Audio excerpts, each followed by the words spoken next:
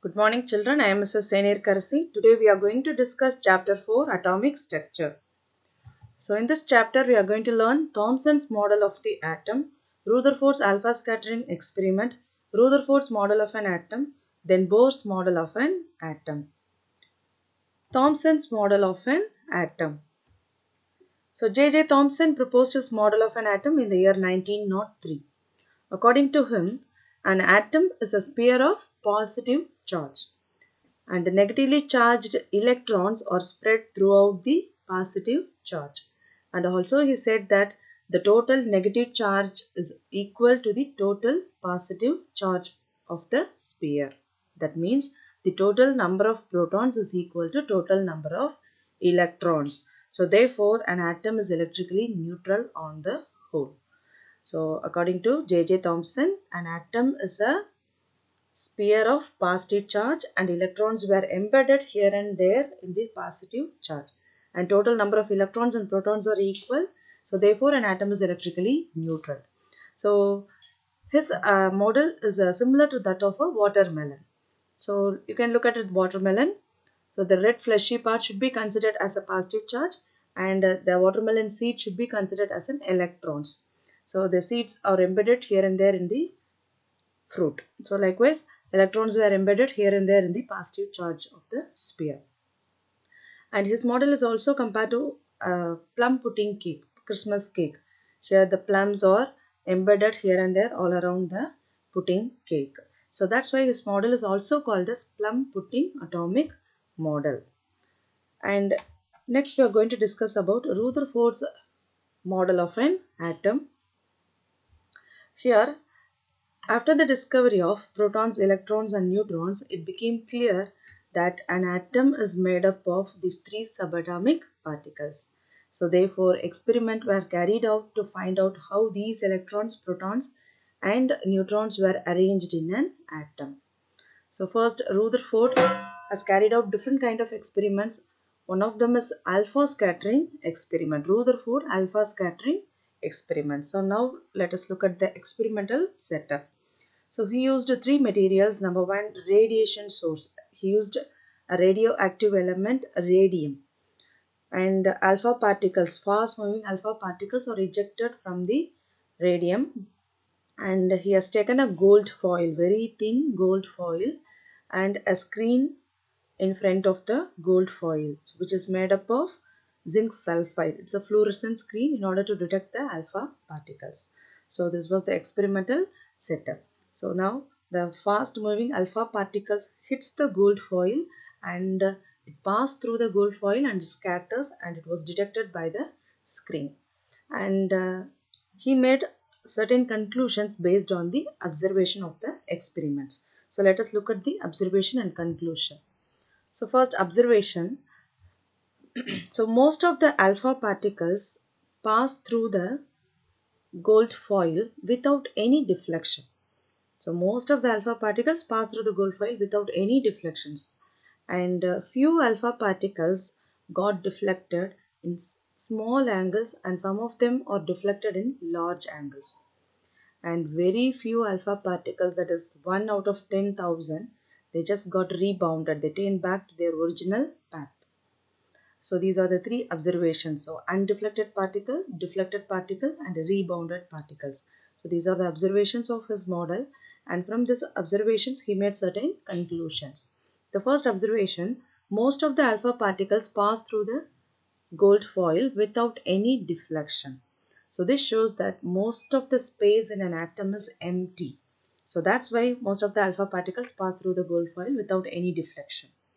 And his second observation, a few alpha particles are deflected through small and large angles. So this indicates that the positive charge in the atom is concentrated in a very small volume. So that's why only few alpha particles got deflected. And very few alpha particles completely rebounded, that is, they turned back on their original path. So this shows that the positive charge is dense and hard, which does not allow the alpha particle to pass through the gold foil. So that's why a very few alpha particles got rebounded, they turned back on their original path. So based on the observations and conclusions, he proposed his model in the year 1911. So here certain postulates were given. So let us look at one by one. First one, atom consists of a very small, dense, heavy, massive positively charged part at its center. So atom consists of a center part which is small, dense, heavy, and it's also massive, positively charged part. And he named it as nucleus. So that's why Rutherford's model is also called as nuclear model. So he found nucleus. And second one, electrons are revolving around the nucleus in circular paths called orbits at very high speed. So electrons are revolving around the nucleus in a circular path at a very high speed. And third one, the electrostatic attraction between the positively charged nucleus and negatively charged electrons holds the atom together. So there is an attraction between the protons and neutrons which holds the atom together, because proton is a positively charged particle and electron is a negatively charged particle. So there is an attraction between these two particles and which holds the atom together. And we all know that atom is electrically neutral. And the last one, most of the space in an atom is empty. So these are the main postulates of Rutherford's model of an atom. So there is a main drawback, we can say a defect in his model, that he did not explain the stability of the atom. So in Rutherford model, the negatively charged electrons are revolving around the positively charged nucleus in circular paths. So we all know that if an object moves in a circular path, then its motion is said to be accelerated.